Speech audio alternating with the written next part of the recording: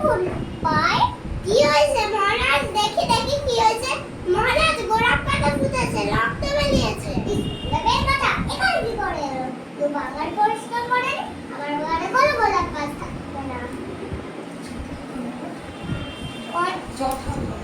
যথার্থ মহারাজ তার কি খবর মহারাজ ওই সবই ঠিক আছে কিন্তু পায়ে খুব খিদে লাগে খুব দূর হতো তাহলে খুব আনন্দ হতো মহারাজ পথ চলতে ধুলো তো আনবে কিছু একটা করো কাল থেকে আর পায়ে যেন না ধুলো না লাগে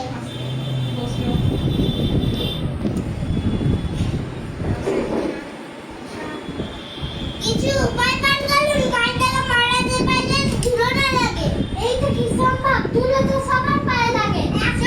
একদম চুপ আমাদের কথা লাজার পানা একটা লোক না খাওয়া যে কাঁদতে কাঁদতে মহারাজ যেতে বাংলাকে আর বাইরে ধুলো না থাকে আর আমরা ধুলো পাবো কি করে বলেনা মন্দ বলো নেই সেটা তোমার জন্য কিছু ধুলে রেখে দেবো কিন্তু বাকি ধুলোটা পরিষ্কার করো আপনি মহারাজ কিন্তু মাথায় আসছে না আচ্ছা পুরনো পথে দেখি কি লেখা আছে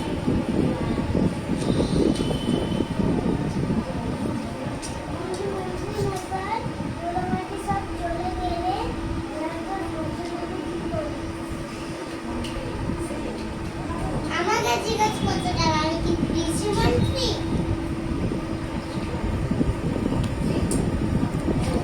আমার মাথায় উপায় এসেছে সব ছাটা দিয়ে সব ধুলো পরিষ্কার করা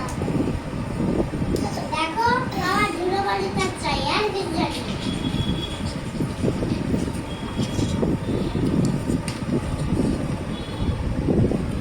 বড় বড় মানুষের বড় বড় ব্যাপার আছে ছোট জিনিসের জন্য এত কিছু আমার কাছে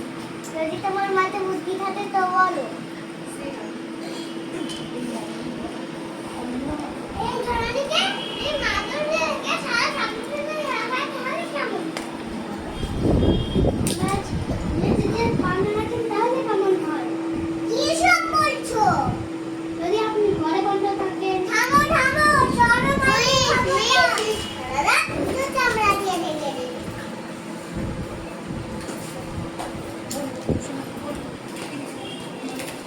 শোনো শোনো শোনো রাজা মশাই তরুণী রাজার জন্য উপযুক্ত চারপাকার খুঁজতে সবাই শোনো বিদায় বলেছে তাকে মহারাজ যদি আওয়াজ আসতে বলি আচ্ছা বলে শুনি আমার কাছে একটু চামড়া আছে তাতে আমরা কি করবো এক টুকরো চামড়া দিয়ে কি নাচতে নাচবো এই চামড়া দিয়ে আমরা আপনার পা দুটো ঝাঁসলা দোতারা যে